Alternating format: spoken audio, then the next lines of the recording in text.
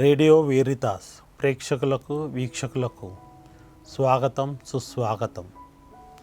August నెల 8వ తేదీ గురువారము.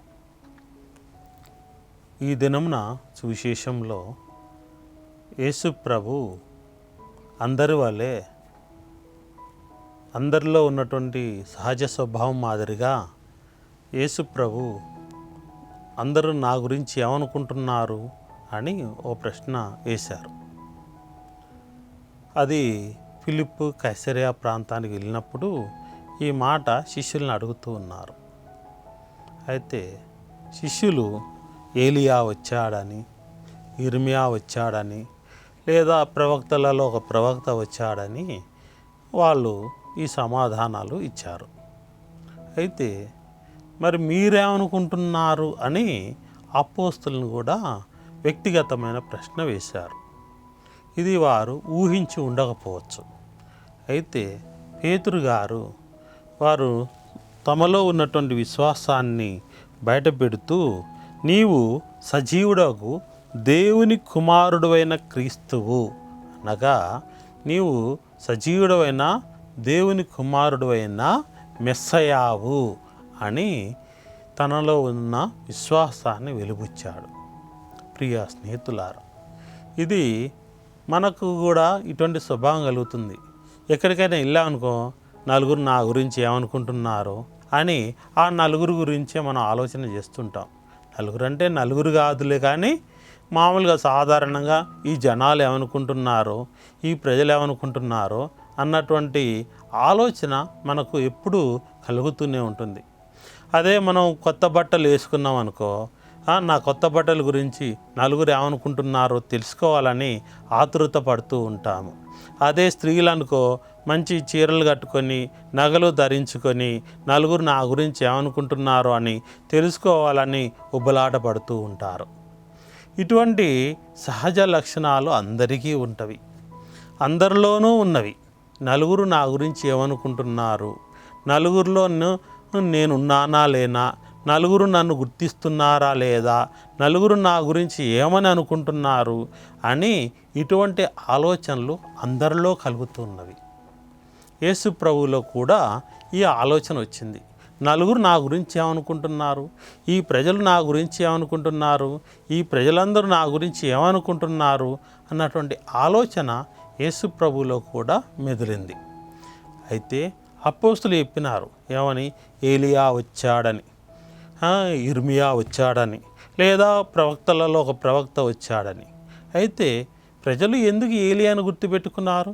ఎప్పుడో క్రీస్తు పూర్వం 500 సంవత్సరం నుండి 600 సంవత్సర ప్రాంతంలో జన్మించినటువంటి ఆ ఏలియాను ఇంకా ఎందుకు గుర్తుపెట్టుకున్నారు అంటే, మలాకి గ్రంథం 3వ అధ్యాయము 1వ వచనంలో, 4వ అధ్యాయము 5-6 వచనాల్లో ఏలియా మెస్సయా వచ్చే ముందు మరలా వచ్చి అన్నిటినీ చక్కబరుస్తాడు, అన్ని పరిస్థితులను, అన్ని మార్గాలను చక్కదిద్దుతాడు అన్నటువంటి వచనం ఉన్నది కనుక ఆ వచనాన్ని వాళ్ళు, ఎందుకంటే ఏలియా చనిపోలేదు కనుక ఏలియా తిరిగి వస్తాడు, మెస్సయా వచ్చే ముందు ఆయన తిరిగి వచ్చి అన్నిటినీ చక్కదిద్దుతాడని వారు విశ్వసిస్తున్నారు కనుక ఈ యేసు ప్రభువే ఏలియా ప్రవక్త ఏమో అని వాళ్ళు అనుకుంటున్నారని ఈ సమాధానాన్ని యేసు ప్రభువు చెప్పారు. అయితే ఇక రెండవదిగా ఇర్మియా ప్రవక్త. ఇర్మియా ప్రవక్తను ఏడుపుగొట్టు ప్రవక్త అని పిలిచేటటువంటి వారు, ఎప్పుడు ఏడ్చే ప్రవక్త అని చెప్పేటటువంటి వారు. ఎందుకంటే ఈ ఇర్మియా ప్రవక్త యెరూషలేము నాశనం గురించి, మళ్ళీ ఇశ్రాయేలు వంశం గురించి, లేదా యూదుల యొక్క పతనం గురించి, యెరూషలేము దేవాలయము పతనం గురించి ఎప్పుడు చెప్పేటటువంటి వాడని, ఎప్పుడు విలపిస్తుండేటటువంటి వాడని చెప్పేసి ఆ ఇర్మియా ప్రవక్తను వాళ్ళు ఆ రోజుల్లో ఆ విధంగా అనుకున్నారు కనుక ఈ ఇర్మియా ప్రవక్త కూడా ప్రవక్తలందరికీ ఆయన ప్రవక్తల ప్రతినిధిగా వ్యవహరించేవాడు కనుక, ప్రవక్తలలో పెద్ద ప్రవక్తగా వాళ్ళు గమనించినారు కనుక ఈ యొక్క ఇర్మియా ప్రవక్తే మరలా తిరిగి వచ్చినాడేమో, మరలా యెరూషలేము గురించి, యెరూషలేము పునరుద్ధరణ గురించి, ఇశ్రాయేలు యొక్క జాతి పునరుద్ధరణ గురించి చెప్పడానికి తిరిగి వచ్చినాడేమో అనుకుంటున్నారని ఈ ఇద్దరు ప్రవక్తల పేర్లు వాళ్ళు చెప్పారు. కనుక ప్రియ స్నేహితులారా, ఎప్పుడో జీవించినటువంటి ఆ ప్రవక్తల యొక్క పేర్లను వీళ్ళు చెప్పినారని, ఏదో ఒక ప్రవక్త అయి ఉంటారని కూడా వాళ్ళు చెప్పారు. అయితే ప్రియ స్నేహితులారా, ఈ విషయాన్ని తెలుసుకున్నటువంటి యేసు ప్రభు, మరి మీరు ఏమనుకుంటున్నారు? నలుగురు సరే, నలుగురు 4 విధాలుగా అనుకున్నారని నాకు చెప్పారు, మరి మీరేమనుకుంటున్నారు నా గురించి అని యేసు ప్రభు అపోస్తలులను అడిగినప్పుడు సీమోను పేతురు ఆయన చెప్పాడు, సజీవ దేవుడు అయినటువంటి దేవుని కుమారుడు అయినటువంటి మెస్సయావు అని తన యొక్క విశ్వాసాన్ని వెలుబుచ్చినాడు. యేసు ప్రభు వారి యొక్క విశ్వాసాన్ని మెచ్చి, ఇదిగో పేతురు అంటే నీవు రాయివి, నీవు బండరాయివి, నీ బండ మీద నేను నా సంఘాన్ని నిర్మిస్తాను అని యేసు ప్రభు మీ పేతురు గారికి పరలోక బాధ్యతలు అప్పచెప్తూ, శ్రీసభ బాధ్యతలను అప్పచెప్పుతూ, ఇంకా అంతేకాకుండా నీవు దేని విప్పుతావో అది విప్పబడును, నువ్వు దేని బంధిస్తావో అది బంధింపబడును అన్నారు. అంటే సర్వ హక్కులు పేతురు గారికి ఇచ్చేసినారు యేసు ప్రభు. అంటే నువ్వు అవునంటే అవును, కాదంటే కాదు.